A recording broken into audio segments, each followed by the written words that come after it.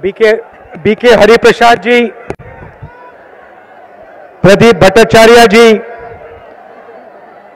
विजयेंद्र सिंगला जी, अभिजीत मुखर्जी जी, हमारे कैंडिडेट्स शंकर मलाकर जी, सुनील तिरके जी, अशोक भट्टाचार्य जी, स्टेज पे वरिष्ठ नेता, गठबंधन के कार्यकर्ता, कांग्रेस पार्टी के कार्यकर्ता, भाइयों और बहनों, प्रेस के हमारे मित्रों, आप सबका यहां आज मैं बहुत स्वागत करता हूं। नमस्कार।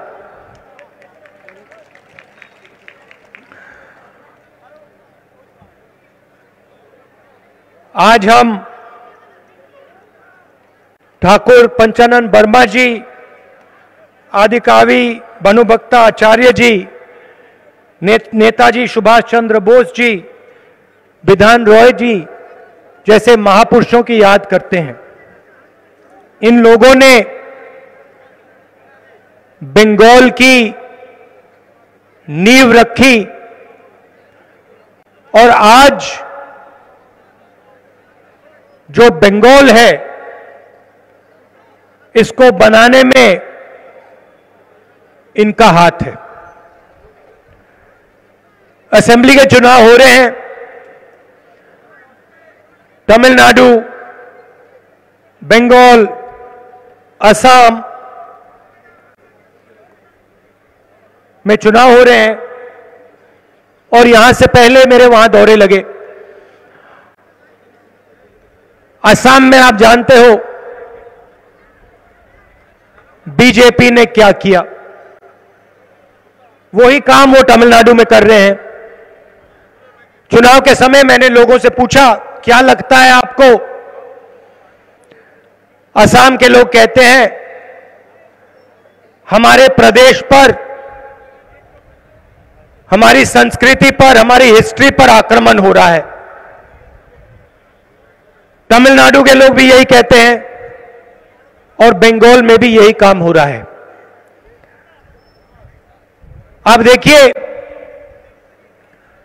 जहां भी बीजेपी जाती है, आरएसएस जाती है, नरेंद्र मोदी जी जाते हैं, अमित शाह जी जाते हैं, वहां पे नफरत फैलनी शुरू हो जाती है। सही बात है। जहां भी जाते हैं भाईचारे की बात, जोड़ने की बात कभी नहीं करेंगे। एक हिंदुस्तानी को दूसरे हिंदुस्तानी से लड़ाने का काम ये करते हैं। इनका ये डीएनए है, इनको और कुछ मालूम ही नहीं है। असम में जाएंगे, लड़ाई करवाएंगे। उत्तर प्रदेश में राइट्स करवा दिए, लड़ाई करवा दी, आग लगवा दी। तो ये जहां भी जाते हैं, इनकी शुरुआत नफरत होती है। अब आप देखिए, 7-8 साल पहले वाला हिंदुस्तान याद करिए और आज जो हिंदुस्तान में हो रहा है उसको देखिए। 1 साल पहले कोरोना आया। पिछले साल फरवरी में मैंने और कांग्रेस पार्टी के सब नेताओं ने कहा, नरेंद्र मोदी जी, कोरोना से हिंदुस्तान को बहुत नुकसान होने वाला है, आप तैयारी करिए, अर्थव्यवस्था को बचाने का काम शुरू कीजिए, मजदूरों की रक्षा करने का काम शुरू कीजिए, छोटे बिजनेस वालों, दुकानदारों की रक्षा करने का काम शुरू कीजिए, क्योंकि तूफान आने वाला है और यह ऐसा तूफान आएगा जिससे पूरे हिंदुस्तान को चोट लगेगी। ये हमारे प्रेस के मित्र बैठे हैं यहां पे, इन्होंने मेरा मजाक उड़ाया। इन्होंने कहा राहुल गांधी लोगों को डरा रहा है।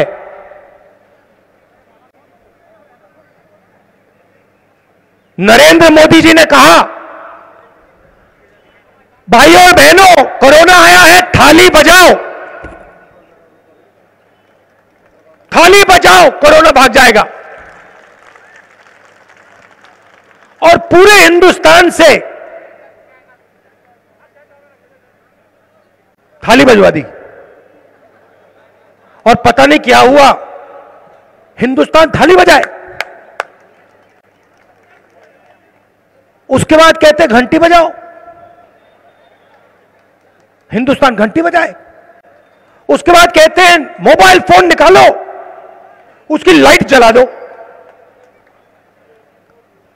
अब देखिए, यह व्यक्ति हिंदुस्तान का प्रधानमंत्री है, गहरी बात बोल रहा हूं, यह व्यक्ति हिंदुस्तान का प्रधानमंत्री है और यह एक्शन ले बजाय, अर्थव्यवस्था की रक्षा करने के बजाय, मजदूरों के लिए रेलवे टिकट, बस टिकट खरीदने के बजाय देश को कह रहा है घंटी बजाओ। और ये जो मीडिया वाले हैं, ये 24 घंटे दिखा रहे भैया देखो हिंदुस्तान घंटी बजा रहा है, घंटी बजा रहे, देखो घंटी बज रही, घंटी बज रही है सब जगह, वो ताली बजाओ भैया, घंटी बज रही है। और आज उत्तर प्रदेश में जाइए, देखिए, मेरे फोन पर अभी वीडियो आया है, लाशों का ढेर पड़ा हुआ है, जगह नहीं है लाशों को रखने के लिए, जगह नहीं है लाशों को रखने के लिए। नरेंद्र मोदी जी ने इसके बारे में कुछ बोला आपसे कि कोरोना फैल गया, लाखों लोग मर गए, हिंदुस्तान की अर्थव्यवस्था नष्ट हो गई, मैं प्रधानमंत्री हूं? कुछ बोला उन्होंने? प्रेस वालों ने कुछ बोला? कुछ नहीं, इनके मुंह से एक शब्द नहीं निकलता। ये रखवाले हैं, इनका काम रक्षा, देश की रक्षा करने का है, ये रखवाले हैं। बिक गए सब, सब के सब बिक गए। 24 घंटा ये नरेंद्र मोदी का चेहरा दिखाते हैं, क्यों? भाई और बहनों, बात समझो, ये नरेंद्र मोदी की सरकार नहीं है, ये 2-3 उद्योगपति मित्रों की सरकार है। और ये पूरा ड्रामा जो चल रहा है, ये आपके जो प्रधानमंत्री है, ये उनकी कठपुतली है, ये जो कहते हैं ये करते हैं। इनको सिर्फ भाषण देना आता है। ये जाते हैं बंगाल में, कह देंगे भैया सोना और बंगला बना दूंगा, टोपी पहन लेंगे, असम में जाएंगे गमछा पहन लेंगे, राइनो उठा लेंगे और कहेंगे भैया देखो बीजेपी को वोट दो, और फिर नोटबंदी करेंगे, जीएसटी लागू कर देंगे। अब आप मुझे बताओ, यहां पे भारी भारी भीड़ है, इस भीड़ में नोटबंदी से किसी को फायदा हुआ? कोई है यहां पे एक व्यक्ति जो कह सकता है हां भैया नरेंद्र मोदी ने फायदा करवा दिया? है कोई? एक नहीं है। कोई यहां पे एक व्यक्ति है जो बोल सकता है कि हां भैया घंटी ने मुझे कोरोना से बचा दिया, मोबाइल फोन से कोरोना भाग गया? ना, कोई नहीं है। किसी भी दुकानदार से आप पूछ लो, छोटे बिजनेस वाले से पूछ लो, जो इस देश को रोजगार देते हैं, 50% रोजगार ये लोग देते हैं, छोटे दुकानदार, छोटे बिजनेस वाले, कोई छोटी सी दुकान चलाता है, इनसे आप पूछो भैया नोटबंदी से फायदा हुआ? हाथ जोड़ के कहते भैया नहीं, हमें तो बर्बाद कर दिया। फिर पूछो जीएसटी से फायदा हुआ? कहते नहीं, 5-5 अलग अलग टैक्स लगा दिए, 28% टैक्स लगा दिया, आज तक हमें नहीं समझ आ रही बात, आज तक हमें जीएसटी नहीं भरनी आ रही। हमारा बिजनेस खत्म कर दिया, नष्ट कर दिया। आज ये देश अपने युवाओं के लिए रोजगार नहीं पैदा कर सकता, यह सच्चाई है। क्यों? क्योंकि जो रीढ़ की हड्डी रोजगार पैदा करने की रीढ़ की हड्डी है, उसको नरेंद्र मोदी ने, आरएसएस ने, अमित शाह ने तोड़ दिया। कैसे तोड़ा? नोटबंदी करके तोड़ा, जीएसटी लागू करके तोड़ा। जब कोरोना आया, उनको 1 रुपया नहीं दिया। बंगाल से लोग जाते हैं, आप लोग जानते हो, समझते हो, पूरे देश में आपके लोग जाते हैं काम करने। कहीं भी चले जाइए, मजदूरी आप लोग करते हो, आप खून पसीना देते हो। जब आप लोग वापस लौटना चाह रहे थे,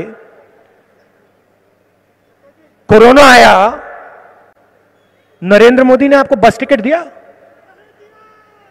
दिया बस टिकट? रेलवे टिकट दिया आपको? नहीं, कहते नहीं मैं नहीं दूंगा। और जब हिंदुस्तान के लाखों मजदूर पैदल वापस हजारों किलोमीटर चल रहे थे, कोई कोरोना से मर रहा है, कोई भूख से मर रहा है, उसी समय नरेंद्र मोदी जी अपने 2-3 बड़े उद्योगपतियों मित्रों का टैक्स माफ कर रहे थे। लाखों करोड़ रुपए उनको दे दिया, कहा अर्थव्यवस्था चालू करनी है। अर्थव्यवस्था चालू कैसे होगी अगर जनता के हाथ में 1 रुपया नहीं है? कैसे होगी? आपने पूरा का पूरा पैसा छीन लिया। दुनिया में पेट्रोल के दाम, तेल के दाम नीचे जा रहे हैं, हिंदुस्तान में डीजल पेट्रोल के दाम उड़ते जा रहे हैं, ऊपर की ओर उड़ते जा रहे हैं, महंगाई बढ़ती जा रही है। ने नोटबंदी कर दी, जीएसटी कर दी, पूरा का पूरा ढांचा, आपने रोजगार का ढांचा ही उड़ा दिया। और फिर आप बंगाल में आके टोपी पहन के कहते हो सुनहरा बंगाल दे देंगे आपको। बाद में आपसे कहेंगे घंटी बजाओ, मोबाइल फोन चलाओ, थाली बजाओ और मरो। मेरा काम हो गया, नरेंद्र मोदी जी का काम हो गया, अब आप जानो, आपका काम जाने। और जहां भी जाते हैं करते हैं।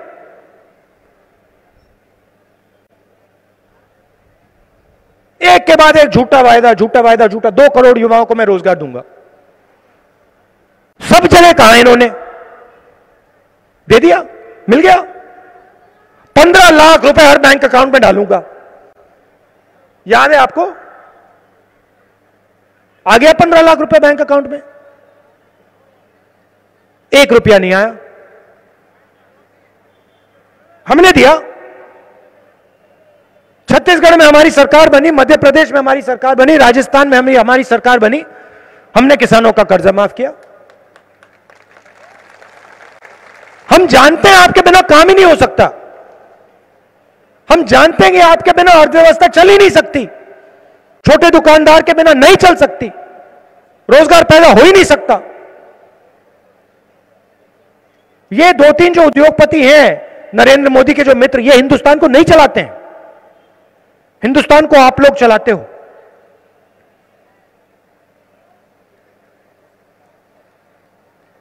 चौबीस घंटा आप लोग काम करते हो, अपना खून पसीना देते हो, और फिर जो आपका है वो उठा के ये 4-5 लोगों को पकड़ा देते हैं। यहां पे हमारे गुरखा भाई हैं, कितनी बार आपसे वायदा किया,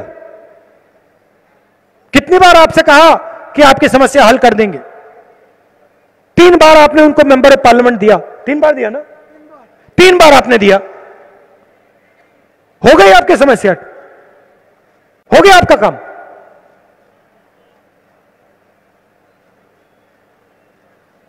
और लोकतंत्र पे पूरा आक्रमण, सारे के सारे इंस्टीट्यूशन खत्म कर दिए। जुडिशरी पर आक्रमण, इलेक्शन कमीशन पर आक्रमण, पार्लियामेंट में बोलने नहीं देते। भाषण नहीं दे सकते हम पार्लियामेंट में, चुप कर देते हैं।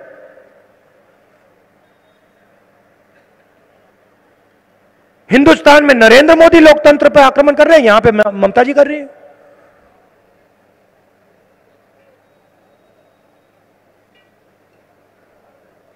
चीफ मिनिस्टर है, चुनाव का समय है, क्या वो स्टेज से आपको बोल सकती है हां मैंने आपको रोजगार दिया? कह सकती है? क्यों नहीं बोलती? स्टेज में आके आपसे ये क्यों नहीं बोलती कि देखिए मैंने आपको इतने युवाओं को मैंने रोजगार दिया, इतने स्कूल कॉलेज मैंने खोले, इतनी यूनिवर्सिटीज मैंने बंगाल को दी? क्यों नहीं बोल सकती? क्योंकि बंगाल का हर युवा जानता है और समझता है कि बंगाल में उसको रोजगार नहीं मिल सकता, बाकी प्रदेश में जाना पड़ेगा। आजकल तो वहां भी नहीं मिलेगा।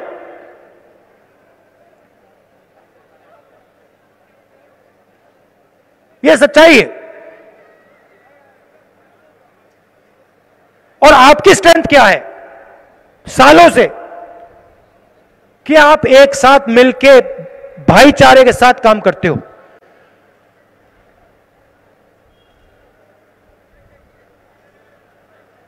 एक दूसरे के साथ मिलकर काम करते हो प्यार से। यह आपके सबसे बड़ी स्ट्रेंथ है।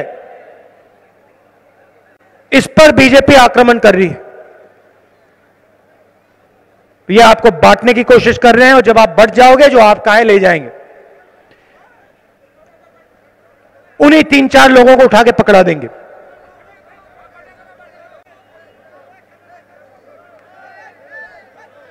एक बात याद रखिए, मुझसे पहले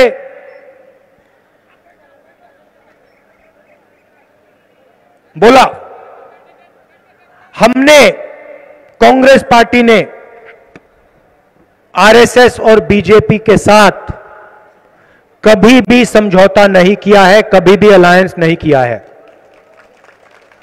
और यह याद रखिए, नरेंद्र मोदी जी अपने भाषणों में कांग्रेस मुक्त भारत कहते हैं। आपने कभी सुना है कि नरेंद्र मोदी ने कहा टीएमसी मुक्त भारत? कभी सुना है? नहीं। क्योंकि नरेंद्र मोदी जानते हैं कि कांग्रेस ही उनके खिलाफ लड़ सकती है। और कांग्रेस सिर्फ एक संगठन नहीं है। आप यह मत सोचिए कि कांग्रेस एक संगठन है, तृणमूल एक संगठन है। कांग्रेस एक संगठन है मगर कांग्रेस एक विचारधारा भी है। आरएसएस और बीजेपी एक संगठन है मगर वो एक विचारधारा भी है। हमारी विचारधारा की लड़ाई है और ये सालों पुरानी लड़ाई है, ये नई लड़ाई नहीं है। और उनकी विचारधारा ने हमारे सबसे बड़े नेता की हत्या की है। महात्मा गांधी की हत्या उनकी विचारधारा ने की है। और हम कभी भी उनके साथ समझौता नहीं कर सकते हैं, कभी नहीं कर सकते। मगर याद रखिए, तृणमूल ने बीजेपी के साथ अलायंस किया था। याद रखिए, यह फर्क है हमें और उनमें। कुछ भी हो जाए, हमारी विचारधारा की लड़ाई है। हम उनके साथ समझौता नहीं करेंगे, हम उनका हाथ कभी नहीं पकड़ेंगे। मर जाएंगे मगर नहीं करेंगे। और जीते दम तक उनके खिलाफ हम लड़ेंगे। और यह भी समझिए, नरेंद्र मोदी, अमित शाह जी ममता जी से नहीं डरते हैं। वो जानते हैं कि ममता जी को वो आसानी से कंट्रोल कर सकते हैं। वो जानते हैं। देखिए, जिसने भी भ्रष्टाचार किया है, चाहे वो कर्नाटक में हो, हरियाणा में हो, असम में हो, हिंदुस्तान के किसी भी प्रदेश में हो, कोई भी हो, जिसने भ्रष्टाचार किया है उसका रिमोट कंट्रोल बीजेपी के हाथ में है। सीधी बात है।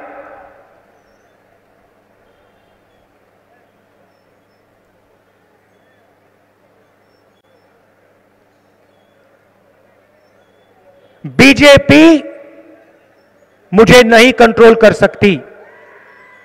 मैं बीजेपी के खिलाफ खड़ा हो सकता हूं, और इसका कारण है भाइयों और बहनों, मैंने अपनी पूरी जिंदगी में 1 रुपया नहीं चोरी किया है। यह कारण है कि राहुल गांधी नरेंद्र मोदी के सामने खड़ा होकर बिना डरे बात कर सकता है।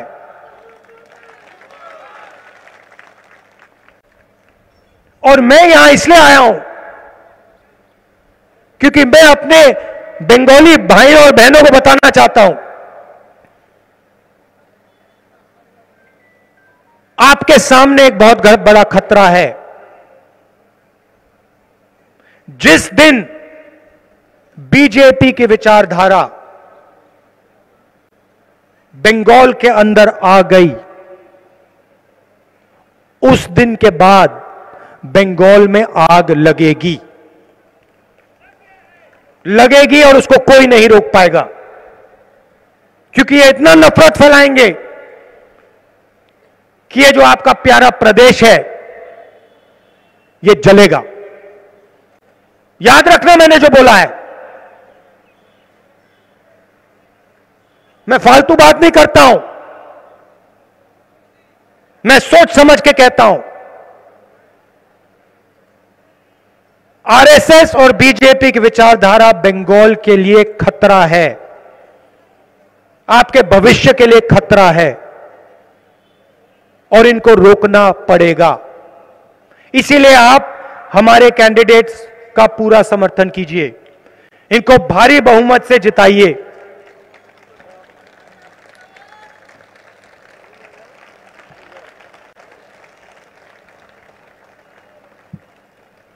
अंत में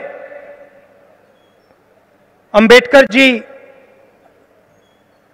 का जन्मदिन है। कल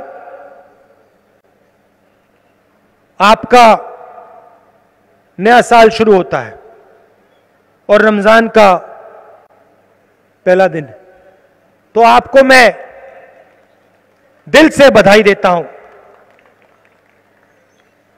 और एक बार फिर आपको याद दिलाना चाहता हूं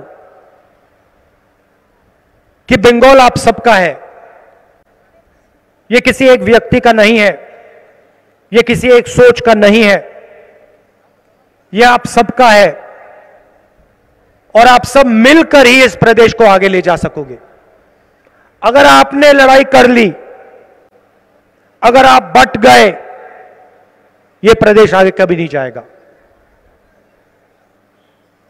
आप सबका बहुत बहुत धन्यवाद। नमस्कार। जय हिंद।